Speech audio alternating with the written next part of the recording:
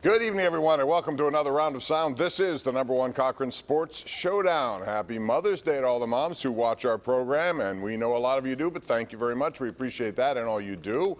We have a lot to get into tonight.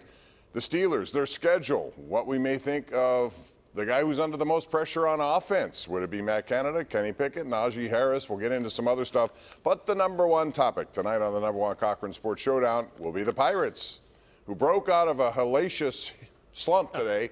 Actually, as we bring in Jeff Hathhorn, Joe Starkey, and Mr. Will Graves as our panelists here tonight. Oh, Mr. Will Graves. Mr. Graves? Well, it's the beard. It's done something to me. Joe, I've seen I'm getting there. Yeah, but I've seen yours. His is coming in good. Anyway, so I want to get into the fact that the Pirates, without Mitch Keller, could very well be in the midst, Joe Starkey, of a 13-game losing streak, or whatever it is. He was outstanding. We'll get to him in a second. What do they have to do to get better offensively right now? Get better players? We were just talking before the show. They have one impact bat in their whole lineup. Am I wrong about that? It's Brian Reynolds. They've got some professional hitters, right? McCutchen, Santana, Connor Joe will give you a professional at bat. But they have one impact bat. They are who they are offensively. Well, I mean, I don't know. I mean, I think they also had like the highest batting average in the majors the first month of the season. So, I think they went from the outhouse to the penthouse like super quickly, right? Who's a good hitter other than Reynolds?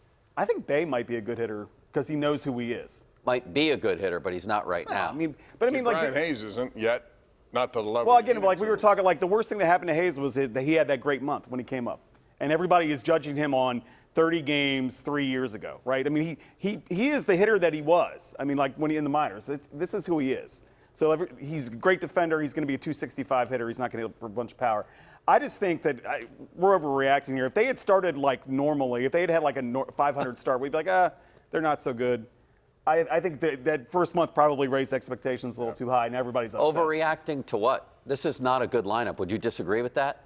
I think it's better than it was last year. So like that's where I'm judging it. Is it a step forward from where they were last year? I think they were tanking last year and had guys like, who was the football player in the outfield? Alford?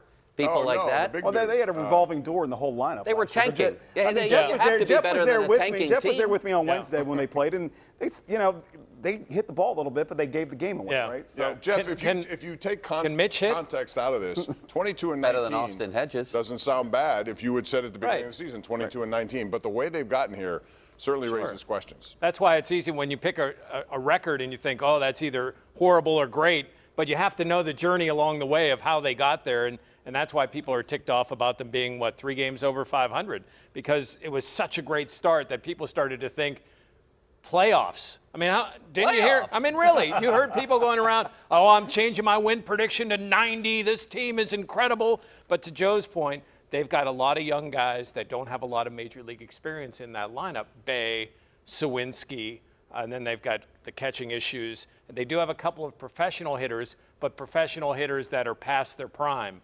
They only have one guy, to Joe's point, that you can count on any day, and that's Brian Reynolds. Which brings up this topic, Will Graves, and that would be Henry Davis. And I bring it up only because he's hitting the cover off the ball in Double-A.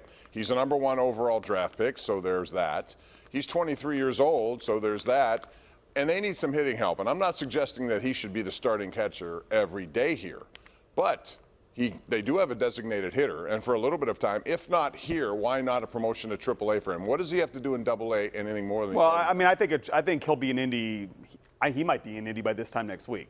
But as far as rushing him to the majors, this gets back to sort of my 30,000-foot view of the Pirates. This year, like that first month was sort of like a little bit of like fool's gold. We got ahead of schedule a little bit. I mean, I think everybody viewed this year as a building year. I would not rush him up to salvage a team that we believe, while better than last year, is still not a playoff team. So I would just wait. If this were September and he was raking and you needed that, I might make that call then. He's played 18 games this year behind the plate. They want to establish him as the #1 catcher. They can't do that at Indy because Indy was, but because Indy was so good, they had to move him ahead of him at AAA because he deserved it. But they want him to catch. Charrington said it a few times. We want him to be the everyday catcher, at least be there every day, get some more reps. I think what would help him is Indy gets hot, and then Indy gets called up, and then they could send DeLay down and make Hedges the backup. Will they actually do that? I want him up here now. He's not really a double-A player. The only reason he's there is because they wanted Endy to have his staff and Henry to have his staff. It could have been the other way around. Seattle just called their top prospect up from Double-A. If you can find room for him to catch, get his bat in the lineup. Most importantly. And he also did play right field the other day. Right. I think he played first base the other day. Mix him in. Mix him in. I say get a bat do we up think here. he's defensively ready to play to catch at the major league level? No. So then what's he going to do? He's going to be a designated hitter, and he's going to take what, at bats away from McCutchen? He's going to learn on the job. From Connor gonna Joe? learn on the That's job. not part of the plan. No, What's the plan? The plan is to be have him patient be with up him. here next year.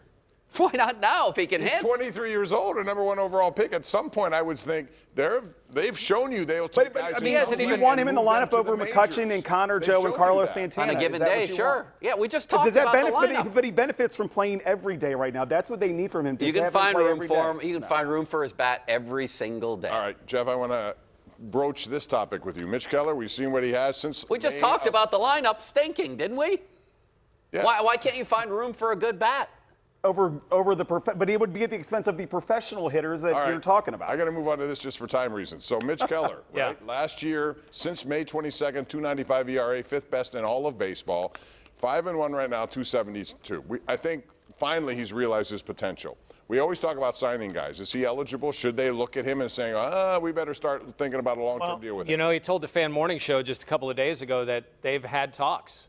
And Cherington on his show today admitted that they've had conversations. Now, Cherington he didn't want to go any more than that other than they want to keep him long-term. But I think part of the benefit of signing Reynolds and signing Hayes is that you can have those conversations, and I think Keller will listen because he's seen some of these other guys get contracts. Man, every day that goes by, especially a day when he Money, gets money, money. when he gets Cha-ching, 13 cha-ching, cha-ching. strikeouts and a shutout and no walks, his price goes up. Yeah. I would sign him. Kyle Freeland, that kind of deal. 5 years, I think $64 million. Same age.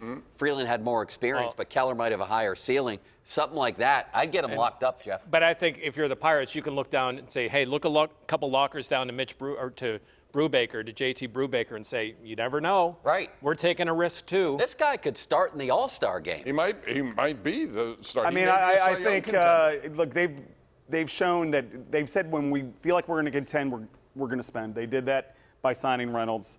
I think that to Joe's point, I think that Mitch will listen. That being said, like if they're far apart and he's 13-1 and on July 31st and you can flip him for 2 top prospects, Ben Cherington's going to do that. I mean, that's just the way. You That's actually think they this would- No, I year? don't think he's going to I- do that. No way are they dude, gonna I'm do telling that you, this year. dude, are you kidding me? Zero No, chance. I don't think so. I'm with Zero Joe. chance. I would not surprise You me. It trade would not surprise me. The only guy who's pitching well. Oh my! If you think you can't get, I We'd mean, have a but fun yeah, but time what on if this it's show. No. The day of trading actual players for prospects You think is it's over. You think? Unless you're a For rental now. player. Unless you're a rental player. Unless Get you're some- Yeah. Rich Hill is a Right. different story. Or Santana, maybe. Right. And by the way, we should point this out. This lineup hasn't had O'Neal Cruz. Right. How much different might it be if O'Neal Cruz Very. were healthy? We got to take a break on that note. When we come back, we're going to talk about the Steelers, their schedule, maybe some early predictions. I know it's only May, but this is what we do. We'll talk about that. And who's under the most pressure on offense? That's next, right here on the #1 Cochran Sports Showdown.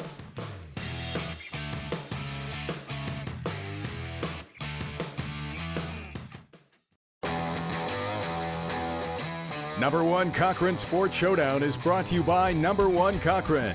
Go one better.